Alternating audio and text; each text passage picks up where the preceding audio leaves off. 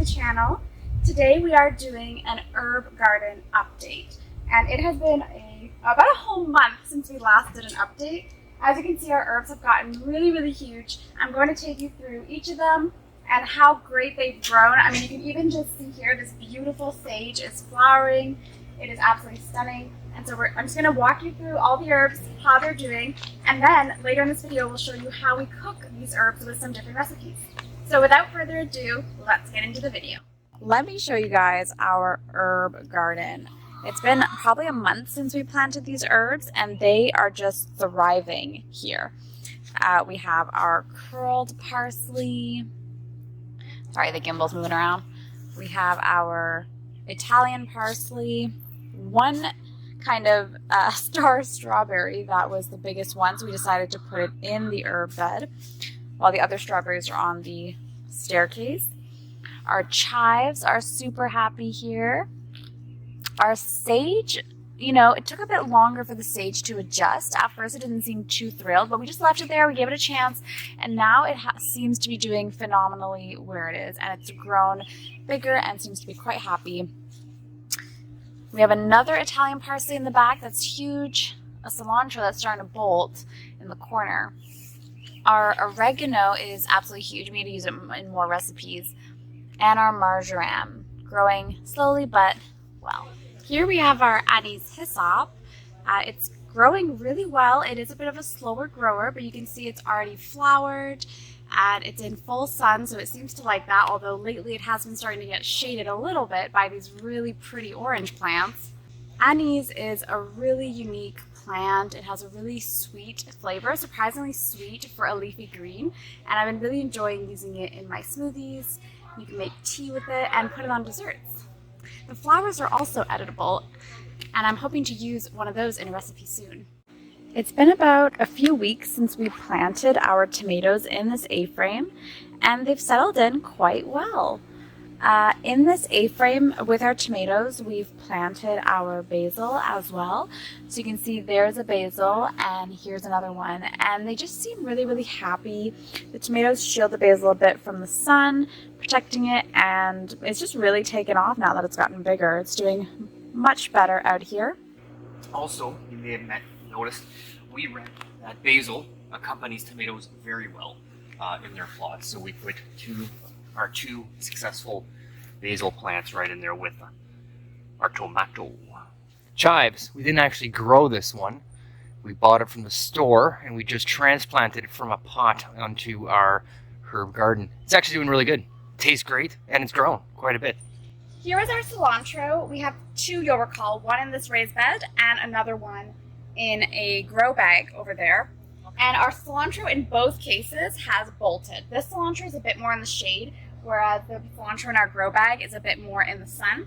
And both bolted very quickly. I think the one in the shade bolted just like a few days or a week later. So it was very close together in terms of when it bolted because we've been having such hot temperatures. But once cilantro bolts, it really doesn't taste that great. It can taste kind of soapy, and some people have a gene actually that makes all cilantro, even fresh cilantro that has not bolted, taste like soap. So if you're one of those people, don't feel bad. You're just not going to like the taste of cilantro. But in this case, you can even eat the flowers of the cilantro as well. I personally find they do taste a little bit soapy as the aftertaste, but I mean, if you don't mind the flavor, you could throw them into salads or you know, into teas or something like that. We're no longer using the cilantro very much, but we've allowed it to bolt because we'd like to eventually collect the coriander seeds from the plant and use that for spices. And here we have our curry. We actually have two potted curries like this one. Both have gotten a bit bigger since we originally bought them from the store. This is not one of the plants we originally grew from seed. Yeah, we got this from the garden center and it looks really cool. It looks like a winter wonderland plant, but it is curry. I haven't cooked with it yet, but I'm hoping to discover some cool recipes with it soon.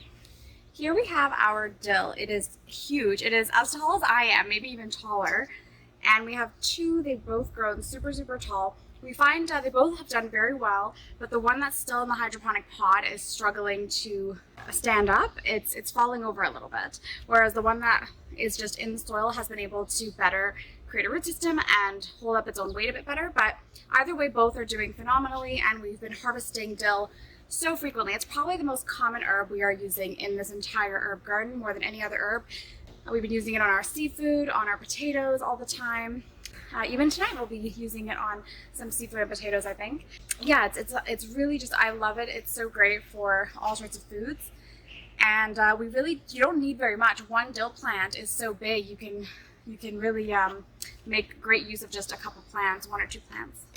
Just to show you how tall this plant is. I'm 5'1", so I'm a short person, but this plant is already getting taller than me. These tall bushy plants are our fennel. In front of them you can see 2 little lemongrass pots, and so the lemongrass we bought at the garden center, and it seems to have recovered okay after our cats really ate it up initially when we got it. But the fennel is really bushy, doing really well. It's time for me to harvest a bunch of the leaves. I'm actually collecting the fennel leaves in my freezer so that I can eventually make a fennel pesto. In the back we have our lavender. You can see it's a very slow growing plant. We didn't know when we planted it, but it can actually take 2 years to grow to full size. And so we just have to be patient with our lavender, but it smells really great. And I'm looking forward to seeing how it grows and how beautiful it gets once fully grown. The flowers we haven't seen yet, but hopefully it'll grow soon. And if it doesn't make it in time for the winter, we're going to dig up this lavender and repot it so we can bring it inside. Here is our marjoram. You can see it started producing some dark purple flowers, also very pretty. And what I discovered about marjoram and oregano actually is that they do wonderfully in any tomato recipe. So if you're making any recipe with tomatoes, you can try throwing in marjoram or oregano and it will probably taste really delicious. I recently put some marjoram this morning in some omelet that I made with tomatoes and it was so good. One tip though that I read about online is you want to put marjoram in the recipe at the end when you're cooking, whereas oregano, because the flavor is stronger and not as mild, you want to put it at the beginning of the recipe when you're cooking to allow that flavor to really permeate through and not overwhelm the recipe if it's put in at the end. Also, when they were young, they looked exactly the same, oregano and sweet marjoram. As adults, their leaves look actually very different and easy to differentiate. And at the back here, we have another marjoram. You'll remember we thought this was a cumin. Turned out to be another marjoram. So we have 2 actually, but this one in the back hasn't flowered yet, like the first one we saw. Here we have our curled parsley and our Italian parsley in the back. You can see the curled parsley grows a little more slowly than the Italian parsley and is not as sprawled out. However, both are very beautiful. The curled parsley is a little bit ornamental.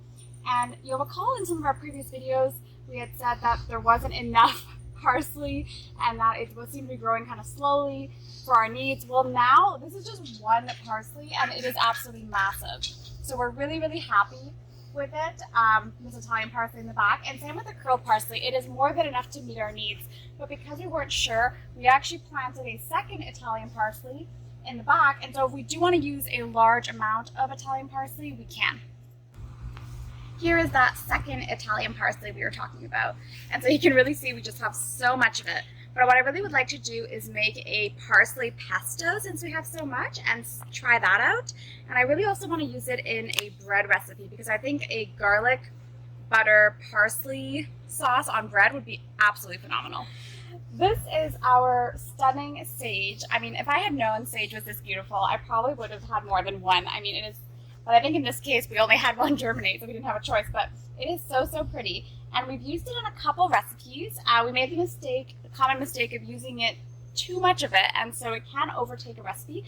So you do have to be very careful how much you use. But something I discovered is that you can even eat the flowers.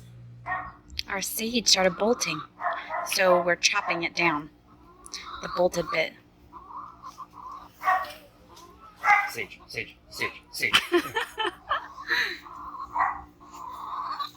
Back here we have a strawberry. It's the only strawberry we planted in our raised bed.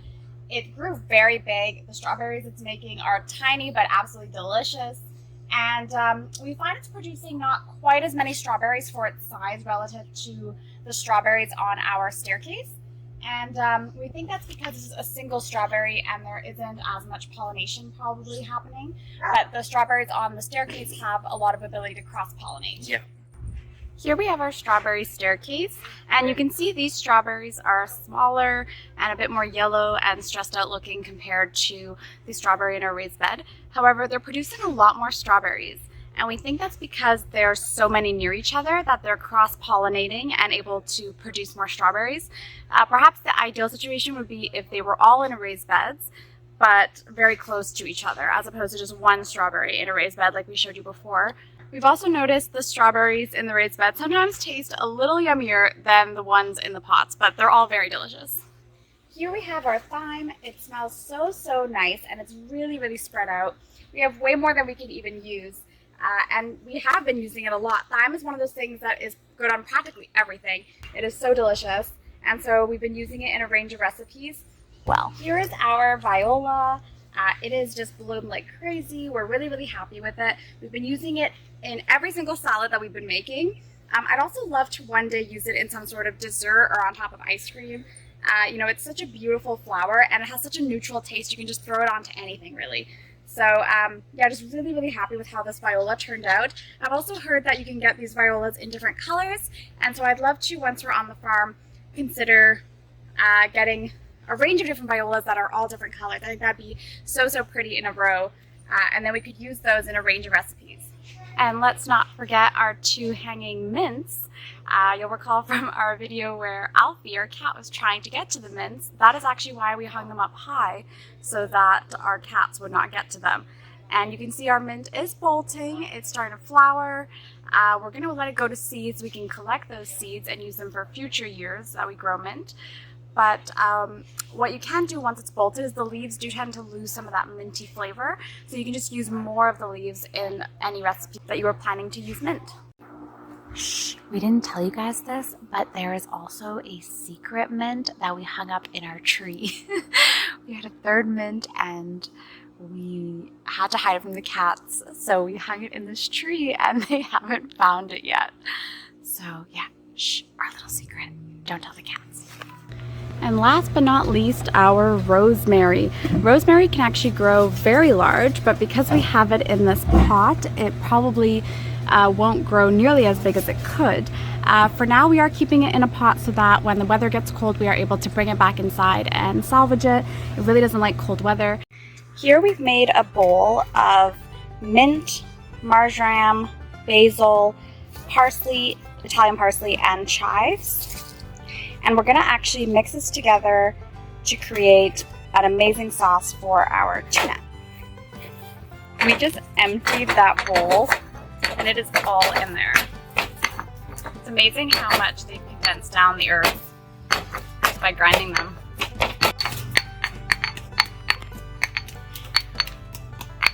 Let's see how my approach. Oh yeah, wow. Okay, basic, just these are big tuna steak cuts. Salt, pepper, garlic, a little bit of olive oil on all of them.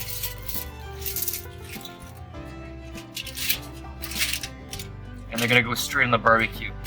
Now we're gonna pick what herbs are gonna go on them.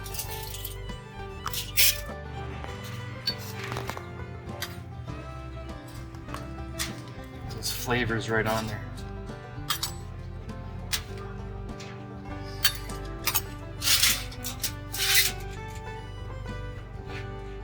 These. Smells amazing.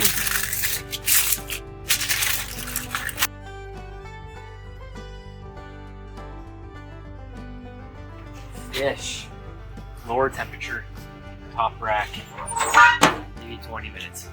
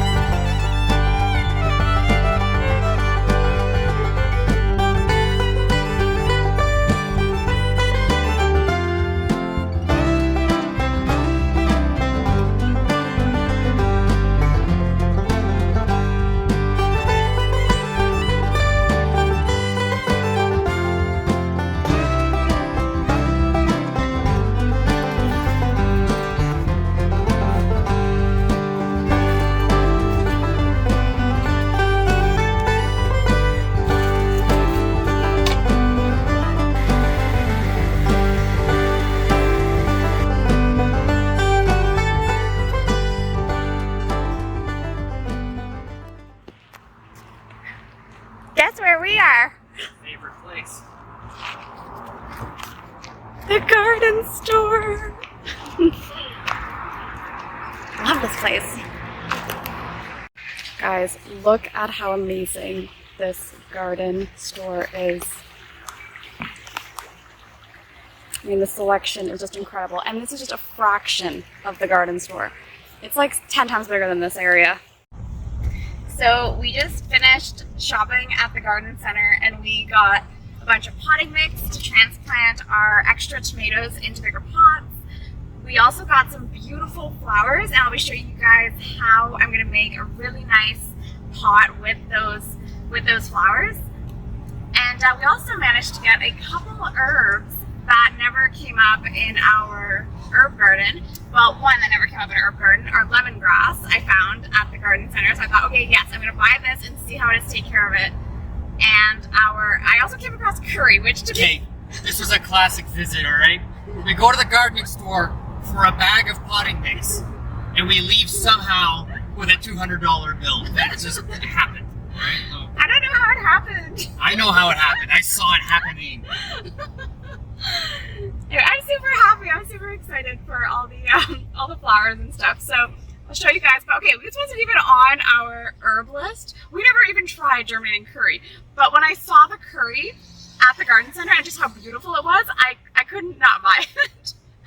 So now we have curry as well as part of our herb garden.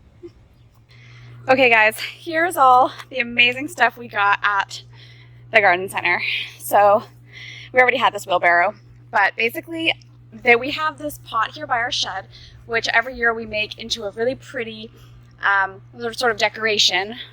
And I always get something tall, something flashy, and something that spills. So I think there's a technical term for this. I think it's called like thriller, miller, and spiller or something. I forget how it goes, but that is the rule of thumb for how to build a pot, a really pretty pot. So you want something that's tall, something that's really flashy, like these beautiful pink flowers, and something that spills over, which in our case, I got this beautiful yellow plant here. And so all of these were kind of near the shade section of the garden store, since that pot is in the shade. Although I'm not 100% sure if all of them are shade tolerant. I didn't actually check all the labels, but yeah, that's we're going to basically combine those three, the yellow, the tall one, and the pink flower into that pot over there. And then this is actually an edible flower called, I think, a begonia. Yeah, it's a begonia. And so I've never had these before, and I really like edible flowers because of our Viola. I just find them really, they add a beautiful touch to the garden. So Capture what the chickens are doing. They're all congregating. Oh yeah, the chickens are all hanging out in the corner there by our Anise Hyssop. Oh, maybe they're starting to eat it. Did they discover it? Let's go check. No, they're eating something. No, the Anise Hyssop is not eaten, so we're good. Oh yeah, and then this was the beautiful curry I was telling you about. And so it just surprised me that a plant that is, you know, so much used in Indian cooking looks like something out of a winter wonderland. I mean, that's really cool. So really excited to be having that curry. And then this begonia, which is going to become an edible red flower. Really excited for that. And then this is, we got two of these. This is lemongrass. So one of the herbs that did not take in our herb series. So now we got some and we're going to be transplanting it today.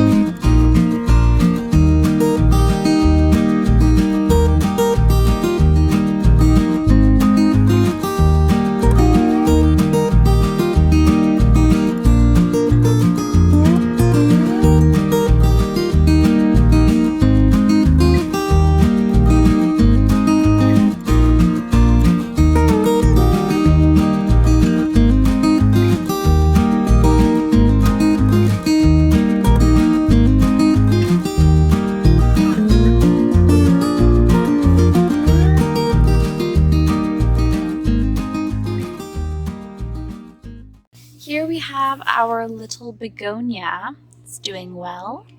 Still small. And Julia's flower pot. Every year I do a flower pot, and this is Julia's flower pot this year.